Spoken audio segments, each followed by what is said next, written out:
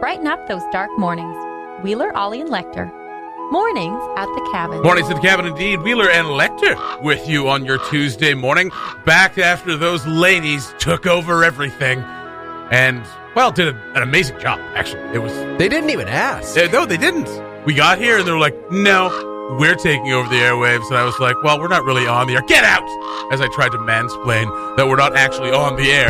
Well, we're streaming. Actually, We're on the internet. No, big ups to Clams and Moose yesterday for taking over the morning show and doing just an absolutely, I was going to say a crushing job, but they crushed it. It was pretty great. Yeah. So thank you so much.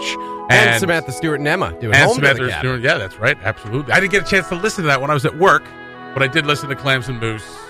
Wonderful. It was also a crashing.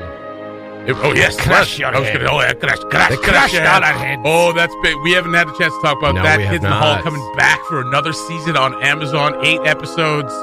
Now, there is a bit of like hesitance or whatever, just because they're just so old.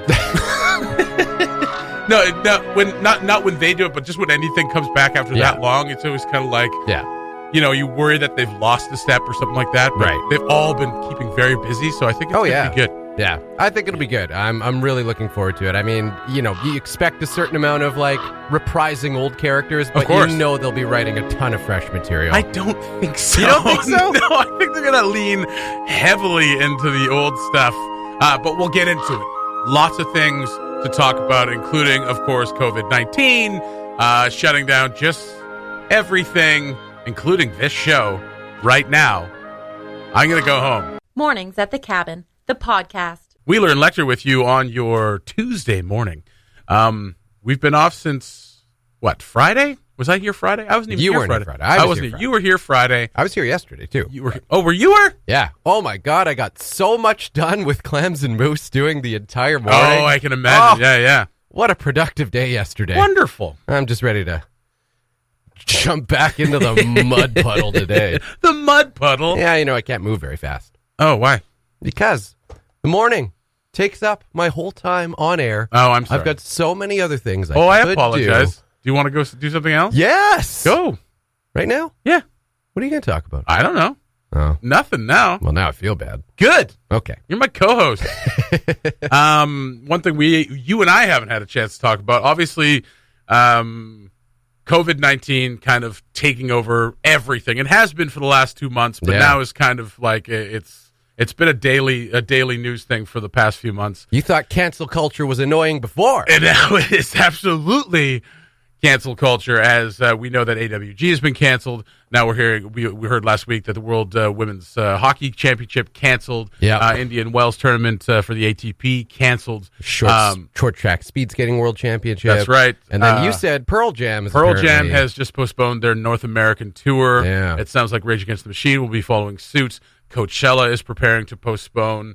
So it kind of sounds like a lot of the festivals this summer are looking to postpone or cancel outright. Yeah. So it's I mean, that kind of stuff, when you hear that kind of stuff every day, it starts to get a little disconcerting. Yeah. I think it's just overwhelming too, because it's all kind of coming at us it's at all the happening same at time, once, and everybody's having to make the announcement as soon as possible. Yeah, and I mean, like, and so Mike and I talked about this on our Cabin Sports Radio yesterday, of course, because the big news of the weekend up here was, of course, that the Arctic Winter Games, they had decided to cancel it just for precautionary reasons. And all this it seems like it's really sped up within the last week. Oh yeah, it's really ramped up, and that's the part that's it's kind of disconcerting, is that the numbers have not jumped that drastically in the last week, but the cancellations for everything have. And the numbers have been very consistent, and I think that's a big reason. I think so. Yeah. But I think I mean, and not to be a doomsdayer or whatever, but like there's a reason all of these things are because like, and it's not that anything's being hidden, it's just that what's being told to us is like, wash your hands. We're just being told about quarantines. Right? Right. I've not seen any reports on how quickly it's going to spread, but I think we're going to see an uptick here pretty quick of it spreading. And the thing is, like, it is very like a severe what some doctors are just calling, some doctors who are posting on social media saying like, this is a panic. You should take it seriously, but we are going a little too far with it. Yeah. Other doctors saying, well, no, this is very serious. So this is what we should be doing, because this could be a really good practice run for something more serious. You know what I mean? Like, not in let's treat it as a practice run, but I mean, like, this is gonna test our preparedness systems. We got to learn how to panic properly. Well, I mean, this is gonna test these preparedness systems, right? We need to be prepared for something. And other people still saying like, this is a panic during an election year. That's what this is. It doesn't all have to do with politics, everybody. I mean, there's something there. There's a little something there. Oh, I feel like there's a little coronavirus doesn't care what Trump is up to. No, it doesn't. But quite frankly, the panic around it might have a little something to do. I don't know. Yeah. But when we're talking about AWG, obviously the reactions, we knew what the reactions were going to be. Yeah. Disappointment, sadness, frustration, anger. Yeah. Right. Laura McGinnis the other day did a great piece with a bunch of the kids from AWG speed skaters, and it was wonderful. Yeah, and trying to get kind of and doing what he does best, and like making people comfortable and talking about like what they're feeling. Right. And so the reactions again: anger, frustration, sadness, and whatnot. But then there's people who are like, I'm angry and disappointed, but I get it. Then there's people who are just angry and disappointed, and that's, those are all fine and dandy. And then there are people who are like, this is stupid. This is them reacting to the media. This is the media's fault. Yeah. Meanwhile, most of the people in the media are just like, most of the media sources are like, it's here. This is what's happening here. Yeah. Wash your hands. Right. That's what the media is doing. Wash your hands. Yeah. Wash your hands. Don't touch your face. Wash your hands. Don't touch your face. Wash your hands. Don't touch your face. Now, sporting the stats for this spread every day might seem like hype. And it kind of is. I mean, that's kind of how you run a 24-hour news cycle, yes. And the media is not helping a great deal. Right. However, large corporate events such as AWG or the Olympics or like the NHL, the NBA, all these huge corporate bodies or government bodies are not going to CNN or CBC and being like, well, they say it's pretty bad. I think we should cancel everything. Yeah, no. They're talking to chief public health officers. Yeah. They're talking to experts, epidemiologists, and things like this about what they should do. Yeah. And public health officers are like, you better safe than sorry. Yeah. I mean, if these organizations reacted to the everyday hype of us basket cases, then you'd see a lot more things happen like drastically and in a panic. This town would be burnt to the ground. Yeah. But there are people like, again, it's coming out of frustration, but then it's people who are like,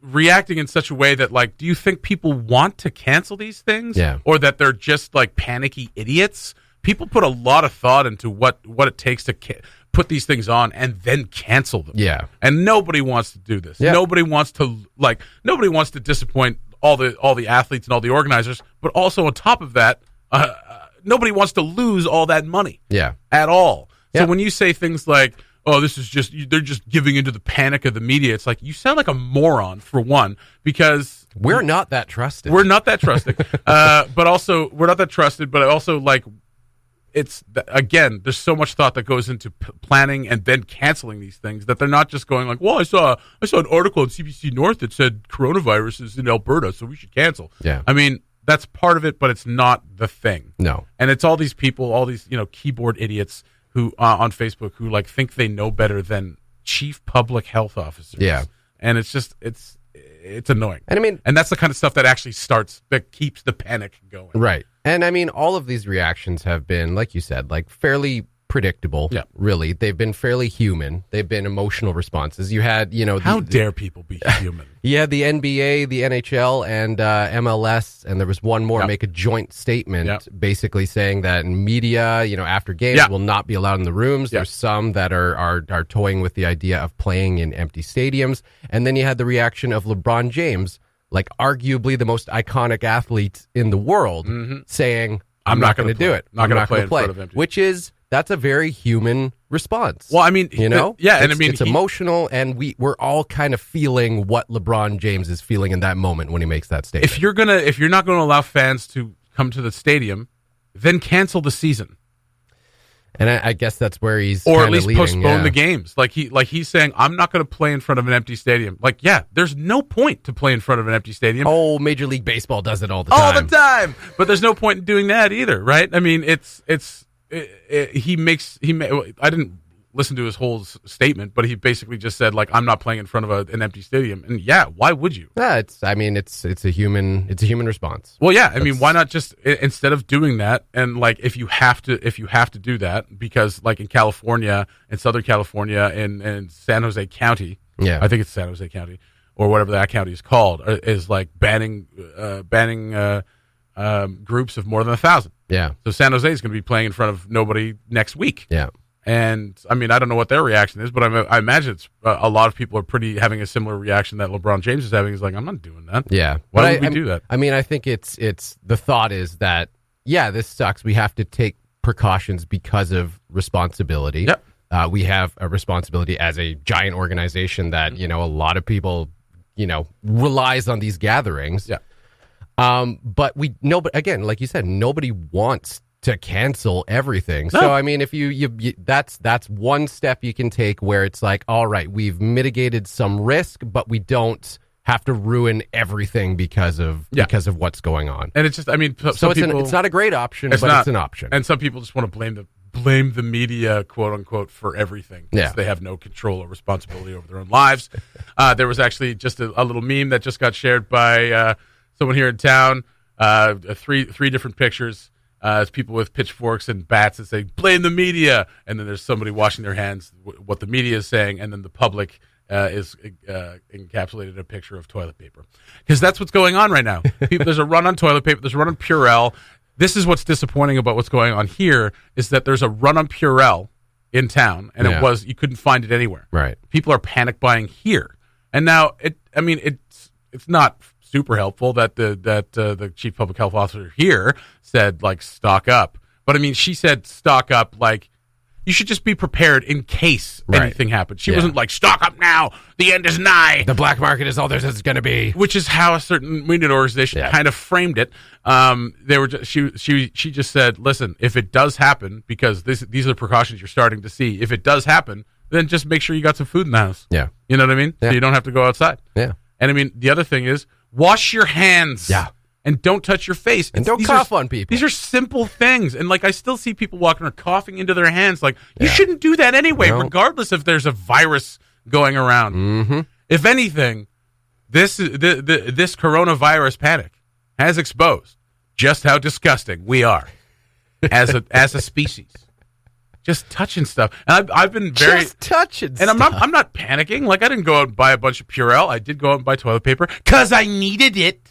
We were out of toilet paper. I love how everyone is, like, immediately following up that. Yeah. It's like, just to be clear. Just to be clear. I'm not panic buying. Just to be clear. I needed toilet paper. I needed it for my bum.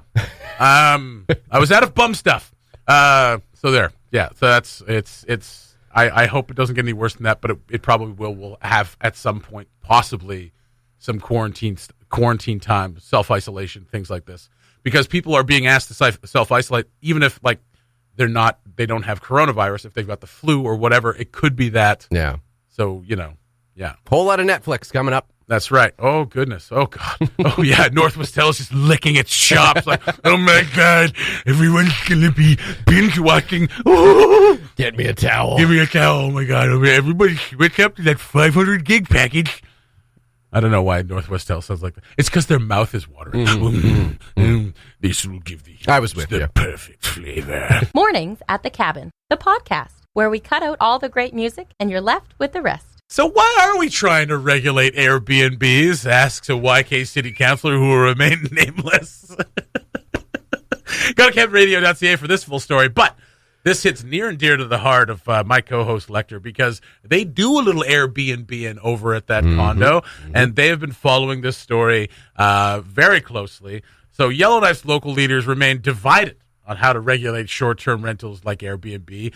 More than a year after rules governing them were supposed to kick in, they were supposed to kick in January 29th, 2019. Still have not. See, and I thought they had. I thought they had kicked in kind of like a two-phase type situation where you had to get a short-term business license to be an Airbnb host for after January So I thought this past January they kicked it in, and then they were like grandfathering those who had already been hosting on Airbnb, and you had up until like May. Yeah, and I mean, I understand the business license thing because there are licensed B&Bs, blah blah blah. Mm-hmm. The whole point behind Airbnb is that you don't need a business license. Right. That's the whole business model is that you don't need a business license. Yeah. So I can see why people were which makes some people uneasy, and it does. But I mean, like you're kind of taking that risk as you do it. Like, I'm going to rent this room out, and there's not going to be any regulations about it. So I mean, and then you can leave a bad review, and then maybe that person doesn't. That the whole point is supposed to be kind of grassroots democratic kind of thing. For sure, yeah. The best rooms will get the best reviews, and therefore be able to charge more. Blah blah blah. That's right. You want to be a super host. I want to be a super host. We've achieved it a couple times. That's right. Even though you've banned white people from your house, they keep sneaking in. They just get too comfortable.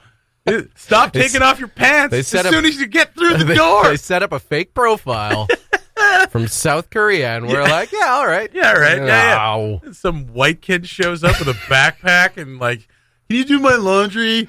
Oh, God. You got any coffee in here? Just searching through your kitchen. Where's coffee? Get out. You have any mushroom coffee? Like, what is this place anyway?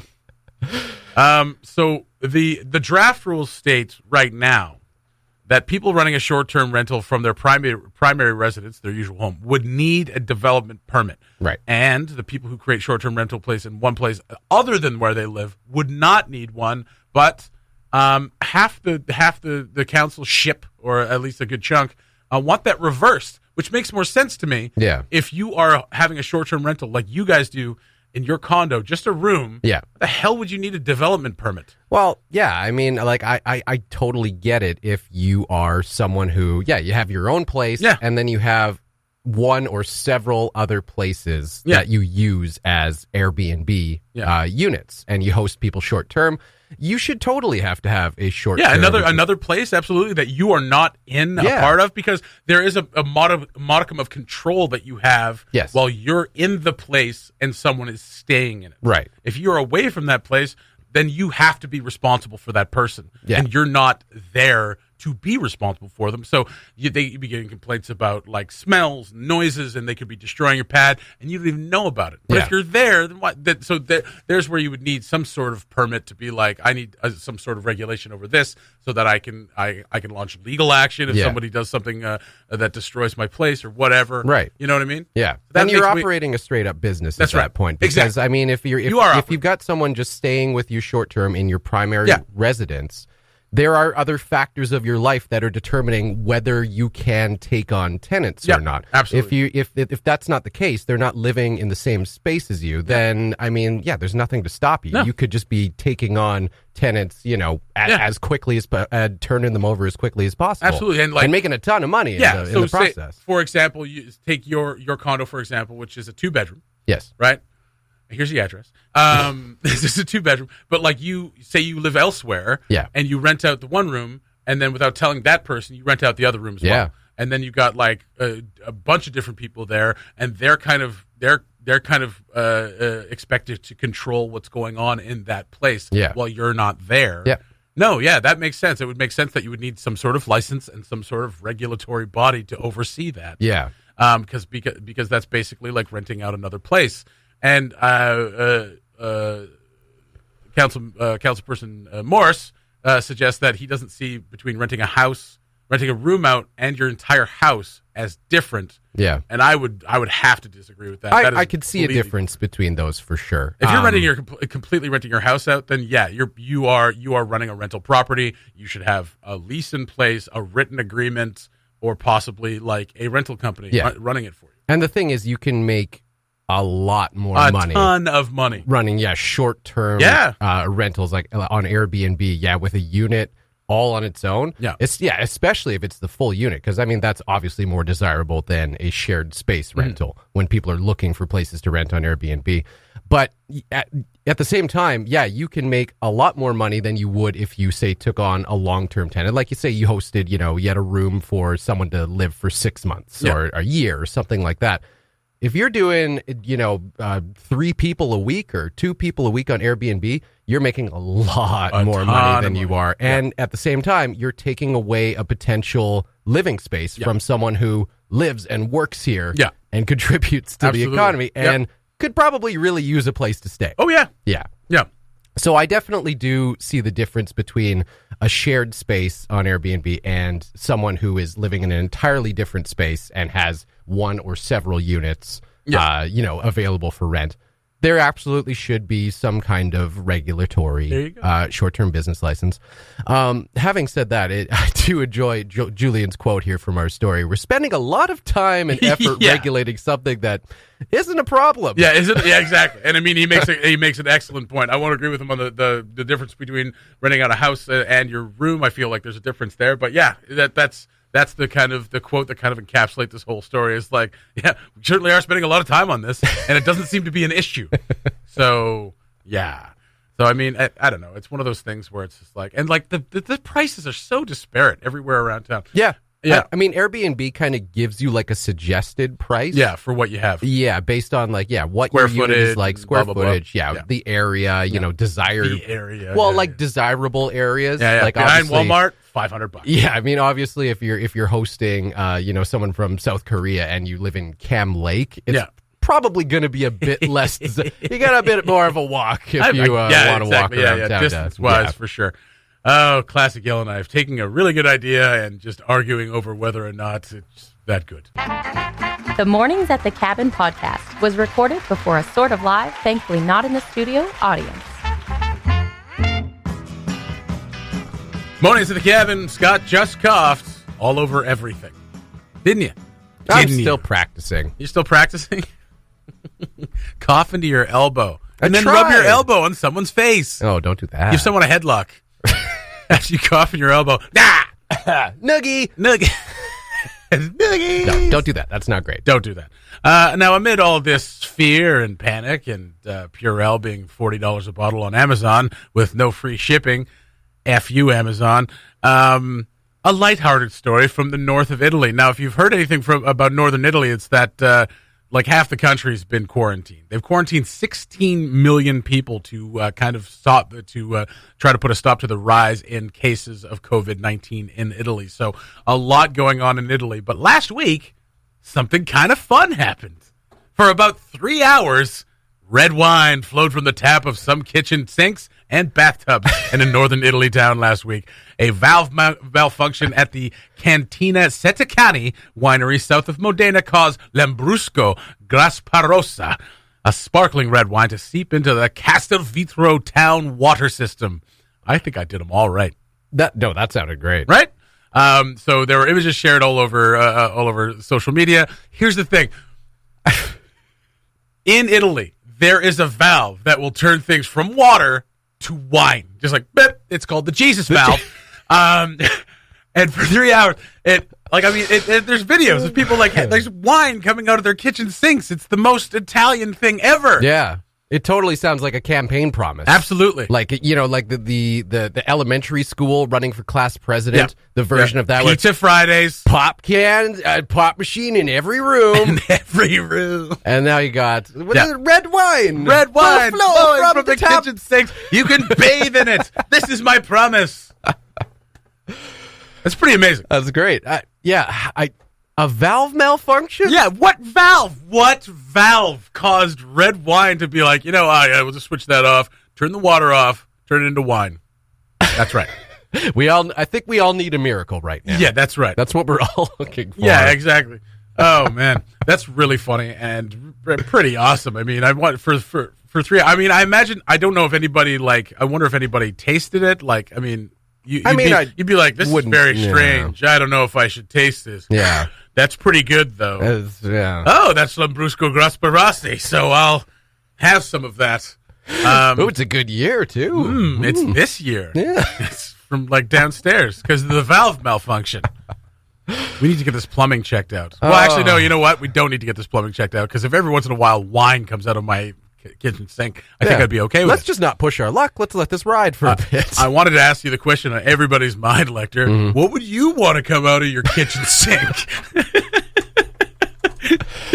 Oh no! You can't beat water. that, really. Yeah, water. Cookie dough. Water, preferably. Water, preferably. Yeah. Clean water. Clean water. Yeah. Yeah. There you go. Another hit to Canada.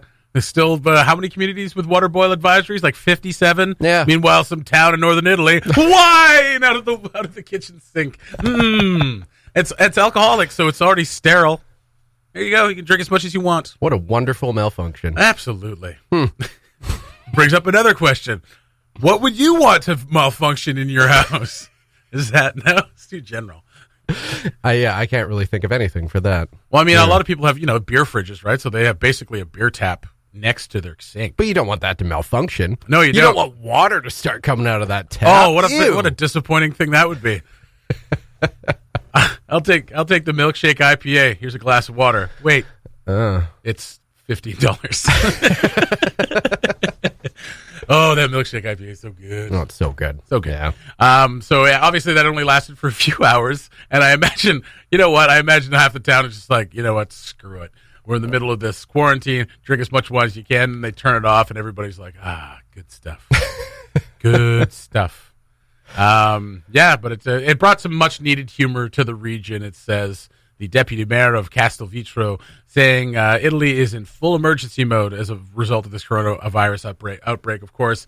But in these moments, there are a few smiles. So, that's kind of fun. A few crooked smiles. A few crooked smiles like, I was really thirsty. I'm not going outside today. Suddenly, I'm really drunk. Yeah. And they said there was no threat to residents associated with the malfunction. It didn't involve hygienic or health risks.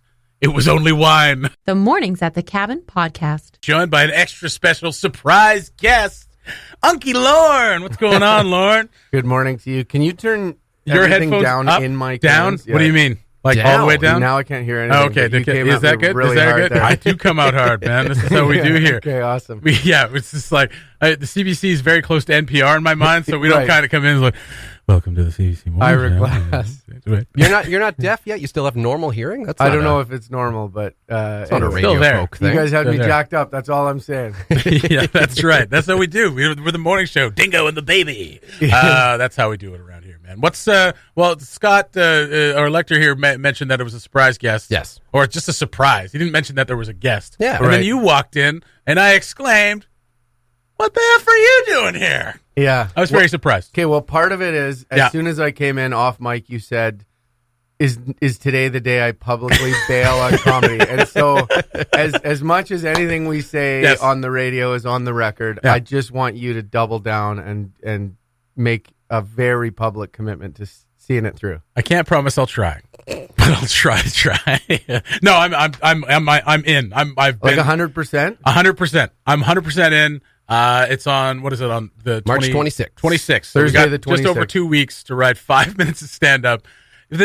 You're halfway there already. Well, here's the thing, though. I mean, like, we've talked about this in past years. We've kind of watched it. Obviously, there's people that are trying it for the first time, and there's people who are a bit more seasoned. So you kind of find yourself like, well, where would you rank in this roster of 10, and kind of being like, I think I could come up there for a couple of minutes and do it. Right. This year's lineup's pretty, I got you across from me. You're going to be emceeing the whole damn thing and probably putting out, 2 20-minute sets. Falshaw's in there, I imagine. Yeah. Right? Mason Mantla. Mason Mantla and George Bailey, both super funny. So Super they'll be funny, there and they'll both be great. super Yeah. seasoned, good writers. Like Tom Parker, who's part of the Snow crew. Yeah, as Tom Parker. Parker. Yeah. And Tom Parker, he's yes. deadly funny. So you're in deep. Martin Rehack. You're in deep. Is Martin doing something? Martin is going to be away, which is a shame. Oh, okay. But anyway, he might. Yeah. Anyway, he won't be there. He'll Skype in with He something. may- he'll we've talked he'll have about- some sort of performance art project on the go. Yeah. You're like, I'm not there, but just to put up the screen and I'll do something. A Yeah. director's cut of Butt Portal. Yeah, exactly right. And I'll be up there and like, you guys ever noticed that airline food's not that good anymore? In fact, it doesn't exist. It's no, I don't know. How is it like? How much a comfort is it to you that you guys are in it together? Well, see, it would be a comfort if we were sharing the stage, which we're not. Which we're not. Yeah. So I think that would have been more comforting. And now I'm just like, I don't know. Well, I'm in, but I'm hoping to catch coronavirus before the whole thing goes. So here's where things get potentially devastating. Yeah. And Lauren has just took it upon himself to make it mischievously, potentially even more devastating. What is going on? I gotta drop out. What, dude? You were giving me so much guff about this. So you set this whole thing up. I set this up. We tried a couple times. It was like, what, 3 weeks ago, a month ago. I reached out to Lauren because I was like, Lauren, I have awful news. I mixed up my dates, and I did not realize that when I committed to the Castle Comedy Night. I have a rec hockey game to play. No, hockey's done. We are leaving for Costa Rica that afternoon. Piss off. And we had already booked it. And I thought when we booked it at the time, I assumed the comedy night was going to be like in the middle of the month, which it normally is. No, it's not. It's normally in the 20s of the month. No. Yeah, it's normally a little bit. No. Oh, Just if it was the 21st. Oh, just go on another trip, another beautiful trip, another once-in-a-lifetime trip to Costa Rica. Yes. If I can say how close we were to not having this special radio moment, the three of us, among other dumping on my day, cabin media execs, were having a beer at the Woodyard some time ago, and AJ Goodwin, Andrew Goodwin, even said to Scott at the table, "The 26th, aren't you going to be in Costa?" And Scott and I both went, "Oh my God." Really? Decided to get like this close, so I basically have to commit to it. That's right. Oh God! Right. You know what? Now it's even less comforting. It was less of a comfort that you were. Now you're not even going to be there. This is why I brought Lauren in, to make it more comforting. This is not more comforting.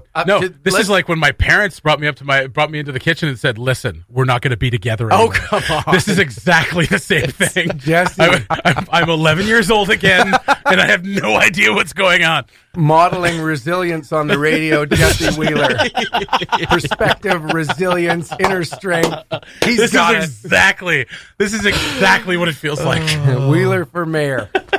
Yeah. Deputy mayor. Okay, so look, we've made all this so far has been intended to be hard on you, but it is really hard on me. Let's make a new orientation in this conversation. Okay. How can I support you, Jesse? Oh my God!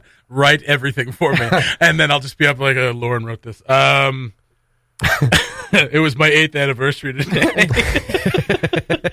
and my kid threw up, and my wife doesn't care. Hey, she might be tuned into the couch. She cares. Everything else. That she doesn't care. No. But it is your 8th anniversary today. So happy anniversary. Thank you very much. But like as is with everybody, and like just how busy we all are, it kind of gets lost in the shuffle. Like, we got the kids. One of the kids is sick. We got to get the kids to school. By the way, happy anniversary. Yeah. And then you go out the door. It's kind of one of those things. And I've mentioned this before, that when Phoenix and I's anniversaries pass, like, we're not married, but I mean, you still mark the occasion sometimes. Right. Like, we'll be 3 or 4 days past and be like, oh, by the way, it's our anniversary. Yeah. So here's the other thing. Oy. Lauren also dropping out. You're the only one that's up there. Can you come up with an hour? Can you do an hour? Can you do an hour? Can you do 2 20-minute sets? I mean, you do 2 hours every day, every morning. Yeah, well, I mean, combined total of maybe 5 minutes. So, like I mentioned, I realized this like a month ago. It was a while ago. I've asked you within the last month, have you written anything? And you're like, yeah, I totally have. Directly to your face. Yeah, and that made me feel like I was like, oh God, I'm really going to need to buckle down here. Lekter's got stuff. Since then, things have developed. Viruses have spread. You might be in luck still, because Costa Rica just declared a yellow alert. They have several cases. I don't want that to happen to you guys, though. I don't want it to happen. As soon as you said it, it was on the tip of my tongue that I was like, I hope you get coronavirus. You can't go. But I didn't mean it. No, it wouldn't be us getting it. It would be us not being allowed. Way to go, Jesse. Superpower. That's right. My will be done. So, as much I hope that doesn't happen. I hope you guys get to go to Costa. I mean, as much as I hate to admit it, we're kind of monitoring it now, because you have to. You never know. Yeah. Good luck getting that money back. I'm going to write the rest of my 5 minutes just in case. Can you give it to me? I don't. You know what? I actually thought about doing that. I was like, you know what? First joke. My partner Nicole and I. Like, wait a second. I should have pre-read it. I should have pre-read it. I mean Phoenix. Yeah. So I mean, anything could happen. I don't know if I'm still invited to be part of the set, of course you are. I'm really messing with the timing of everything. Standing invite. No. Standing invite. We've got 5 minutes with your name on it, one way or the other. Okay. 5 minutes. Yeah. All right. Perfect. Good Lord. It's so long. So I apologize. I wonder how long I can hum and haw without people really getting pissed off. Here's what I think about that is wonderful. Hey, well, You're going to you're awesome. gonna do great. I don't know about any of that. Yeah. Yeah. Well, thank you for just Do you do you have a seed of I've got something some. you want I've to got some exploit? ideas in my Yeah, notes. I've got okay. a few. Yeah, I've got there a few things, some of which probably are just going to go nowhere. I shared one with you. That was one of my first ones. And there's a few jokes of about to turn 40 and not at all like my parents turned 40. Although maybe it was. I don't know how my parents were when they were 40 because I was a baby. Don't use it all up now. Let's do a couple of previews. That was killer. Stay with that. Stay with that. Yeah. Oh my See, God. problem. I've gotten lots of mileage out of middle age, so I wish you the same, gracious audiences that I've had. Yeah. Yeah. Well, thank you for coming in to salve the wound. For our audience at home, when I arrived, what would it have been 6 minutes ago? You were not sweating, and you are I'm now. fine. You are sweating. I'm laughing so damn much. You are He's sweating. red faced. I'm always red faced. That's true. Yeah. But I'm a little perspirant now because I'm laughing so much. Well, like I said, I've been anticipating this moment for about a month, so it's all been building up. Lord. How do you keep it in? How do I sleep at night? I don't know. Right. Scott, the architect. The architect of of deceit. I apologize. That's okay. Yeah. You're going to Costa Rica. Hopefully. Fingers crossed. Yeah, we hope you're going to Costa Rica. Yeah. Hey, listen. Also, we are going to have a little writing jam on this weekend coming up in the library writing room or library meeting room kind of thing. So if that's your cup of tea, we can meet there with a few other people, have a writing jam. Otherwise, I'd be super happy to hang out because I don't have my set worked out yet either. When is the writing jam? Saturday afternoon. Oh, perfect. I work. Awesome. Is there a meeting room at the dealership? There is. Yeah, but you have to buy a car to get into it. This is the Snow Castle local yokel chuckle hut pickup truck. Local Chuckle Hut. Chuckle Hut's my favorite. Yeah. Well, oh God. I don't know what to say. We'll be okay. I feel lied to. I feel betrayed. I feel very raw right now. I'll take that on. You take that on. Thank you. This is exactly what we were hoping for. Lecter, you were going to be doing my emotional labor for the next 2 weeks. All right. When do you leave? March 26th. October. Yeah, March 26th. You leave the day of? Or is the tour? That afternoon, yeah. You suck. Yeah, I know. You I know. suck so much. So we'll do the morning show. I'll wish you well. Yeah. And then I'm out of here. That'll be a grand morning show. I'll be tuned in after we go off air. There you go. Snowking.ca for all your information about what's going on at Snowcastle 25, the Snow King Winter Festival. King's Comedy Night is on the 26th. I'm making a T-shirt for it. Okay. Yeah. And you know exactly what I'm doing. Yeah. You know what? We're giving you 10 minutes. No, I'm just kidding. The opposite would Nope, have been better. 15. Listen, 15. 2 minutes. You got 2 minutes. Tell 2 jokes. Get the hell out of there. 90 seconds. 90 seconds. Thank you to Lauren McGinnis for dropping by. Lauren, happy anniversary to you. Thank you very much. Nice to be here. A pleasure having you, man. You've been up since yesterday, so that's how early you get up for your show. That's right. Yeah. I meet people at Winks that for them it's yesterday, for me it's tomorrow, and Winks is or Circle K. No man's land. Yeah, no man's land, right in the middle there. The only place in town with Purell. I say good morning to people, and they laugh. They're like, good morning. Yeah, right, buddy. I'm Yeah, just going to hammer these exactly. 3 Monster Energy drinks and hit the hay. Thanks for listening. Check out more from the show at cabinradio.ca and by following the Mornings at the Cabin Facebook page.